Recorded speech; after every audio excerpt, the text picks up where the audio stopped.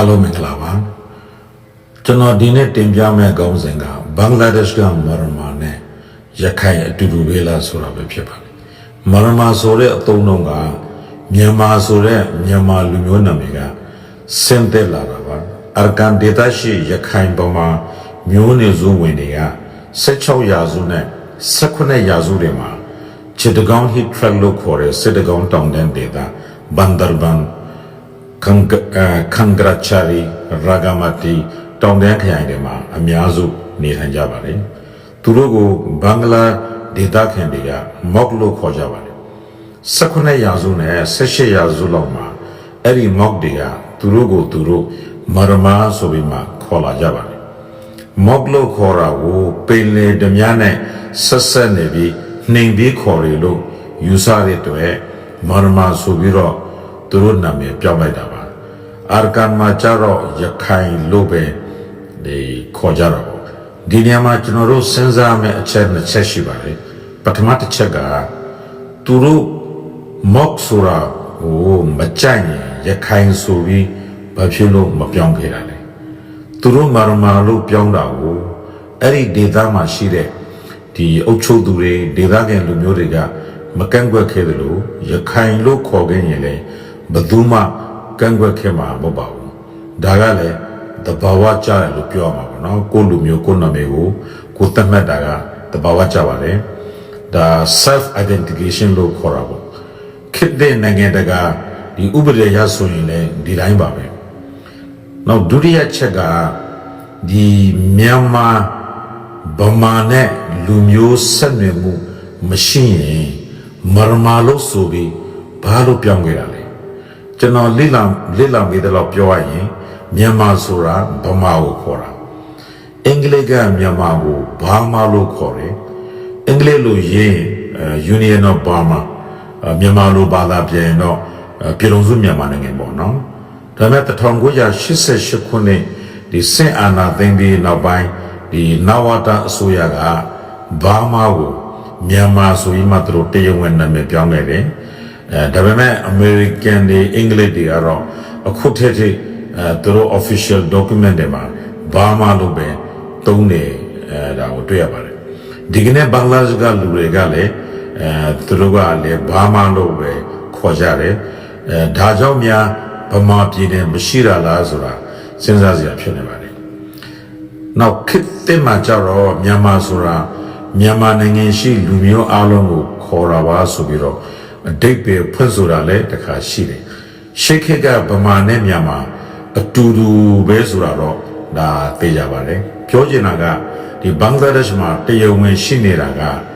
ဒီမာရမာလူမျိုးရခိုင်လူမျိုးမဟုတ်ပါဘူးဒါပေမဲ့အဲ့ဒီမာရမာတွေရဲ့စကားကရခိုင်စကားနဲ့ဆင်တယ်ကျွန်တော်ကရခိုင်စကားကိုကောင်းကောင်းပြောတတ်ပါတယ်ဒီမာရမာတွေပြောတဲ့ဒီစကားထဲမှာဒီဘင်္ဂလီစကားတွေအသုံးလုံးတွေရောနေတဲ့အတွက်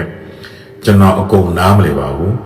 ရေကြားမြေကြားဆိုတော့လေဒါနားမလည်တာသဘာဝကျပါလေဒါပေမဲ့ထူးခြားတာတစ်ခုတော့တွေ့တယ်ကျွန်တော် Facebook မှာသူတို့ရဲ့ profile တွေကိုကြည့်တဲ့အခါမှာဒီမြန်မာတွေကဒီ Facebook profile တွေမှာ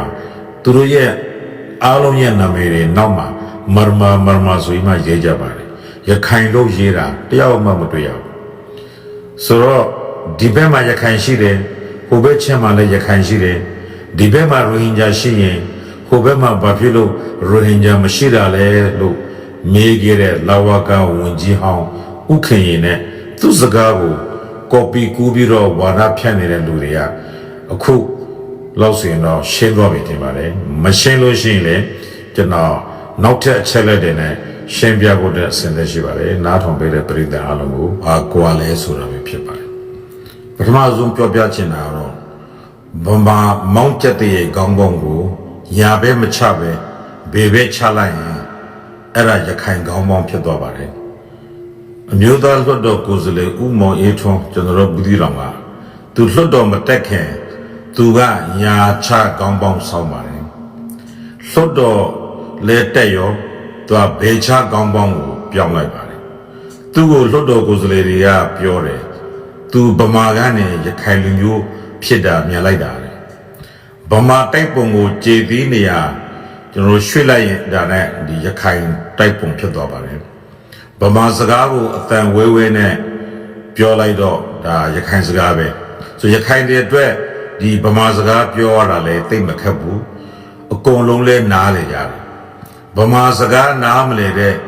ရခိုင်လည်းမရှိပါဘူးဗမာမွန်ရင်ကားကိုနည်းနည်းပပပြင်လိုက်ရင်ဒါရခိုင်မုံဒီလေးဖြစ်သွားတာပဲတကယ်လည်းဗမာနဲ့ရခိုင်ဆိုတာဒီတိဘက်တူ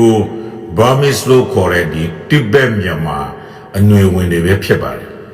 ကျွန်တော်နှစ်တွေကြာလာတဲ့အခါကျတော့ကိုယ့်အရက်ဒေသဒီလေးထုံးစံအရဒါတည်တဲ့ရင်ကျင်းမှုဖြစ်သွားတာတည်တဲ့ဘာသာစကားပုံစံလိုဖြစ်သွားကြတာတော့ဒါသဘာဝပါပဲကျွန်တော်ကတော့အပြစ်တင်ပြီးပြောနေတာမဟုတ်ပါမုံလို့ပြောတာလည်းမဟုတ်ပါကျွန်တော်ကရခိုင်လူမျိုးကိုအမျိုးလို့ခေါ်ပါတယ်ဒေသတစ်ခုထဲမှာအတူနေတဲ့ညီကိုမောင်နှမတွေလိုပဲသဘောထားပါတယ်အခုပြောနေတာတွေကတော့ဒီကျွန်တော်တို့တဘာဝတရား universal truth ကိုပြောနေတာပါကျွန်တော်တို့ကအခု AI ခေတ်ကိုရောက်နေပြီအယူသိလို့မရတော့ပါဘူးအတွေးခေါ်တွေလည်းကျွန်တော်တို့ပြောင်းလဲဖို့လိုအပ်နေပါတယ်အမှန်တည်းတွေ့ရင်အမှန်ကိုလက်ခံဖို့လိုပါတယ်တချို့ရခိုင်တွေပညာရှင်လို့ပြောနေတဲ့လူတွေကသူတို့အာကန်ဒေသကိုနောက်မှရောက်လာတဲ့ဒီတိဘက်တိုဘာမစ်လို့ခေါ်တဲ့ဒီတိဘက်မြန်မာနဲ့အင်ဒိုအာရီယန်ကာဗျာဖြစ်မဲ့သိပါလျက်နဲ့သွေးစစ်တဲ့လူမျိုးအခြားလူမျိုးနဲ့မရောတဲ့လူမျိုးရခိုင်ဆိုတာအမျိုးသီလနထာနာကိုစောက်တဲ့လူမျိုးစသည်အပြင်ဒန္တာရီဆန်ဆန်ပြောနေကြတာဖြစ်ပါတယ်ကမ္ဘာပေါ်မှာတော့သွေးစစ်တဲ့လူမျိုးကြီးလို့မရှိပါဘူး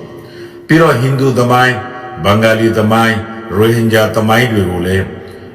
သူတို့ကပုံဖြတ်တဲ့အပြင်ကိုလူမျိုးစုဆင်းသက်လာခဲ့တဲ့ဗမာကိုတော်မှဒီဗမာဆိုတာရခိုင်တဲ့နောက်ကြတယ်ဗမာစာကရခိုင်စာကိုတူတာစတဲ့ပြောနေကြတာလည်းတွေ့ရပါတယ်ဒါတွေကအမှန်တရားမဟုတ်ပါဘူးအယူသိမှုတွေပါဒီအမှန်တရားတွေကိုလက်ခံမှအားလုံးငြင်းချမ်းမှာဖြစ်ပါတယ်နားထောင်ပေးတဲ့မိတ်ဆွေတွေအားလုံးကိုအထူးကျေးဇူးတင်ပါတယ်ကောက်ပွဲမှာ BNP လို့ခေါ်တဲ့ Bangladesh Nationalist Party ကအပြတ်တက်နိုင်ပါတယ်မကြာမီအစိုးရဖွဲ့လို့ရှိရင်လက်ရှိ BNP ပါတီဥက္ကဋ္ဌ Tariq Rahman ကဝင်ကြီးချုပ်ဖြစ်လာပါတော့မယ်သူကဘင်္ဂလားဒေ့ရှ်နိုင်ငံရဲ့သမ္မတဟောင်းဇီယာရာမန်နဲ့ဝန်ကြီးချုပ်ဟောင်းဘေဂမ်ခါလီဒါဇီယာတို့ရဲ့အခြေဆုံးသားဖြစ်ပါတယ်1988ခုနှစ်မှာဦးနေဝင်းအစိုးရကနဂါးမဲစစ်စရင်နဲ့ကျွန်တော်တို့ရိုဟင်ဂျာတွေကိုနှိမ်ပန်းနှိပ်စက်မောင်းထုတ်ခဲ့တော့သူတို့ဘင်္ဂလားဒေ့ရှ်နိုင်ငံမှာခိုလုံခဲ့ရပါတယ်နဂါးမဲကအမောတော်မပြေသေးဘူးဦးနေဝင်းကဟင်းသာကြီးနဲ့မြန်ပြန်ခေါ်ဖို့လုပ်ခဲ့တာရှင်းပြီးနောက်ပြီးပုံကိုယ်တွေမှတ်မိကြမယ်ထင်ပါတယ်အဲ့ဒီဟင်းသာစီမင်ချက်ရဲ့နောက်ွယ်မှာအမတန်အခရာကျတဲ့အကြောင်းအရာတစ်ခုရှိပါတယ်အဲ့ဒါကိုဒီကနေ့ကျွန်တော်ပြောပြချင်လို့ပါပထမဆုံးစကားပလင်ခံလိုတာကတော့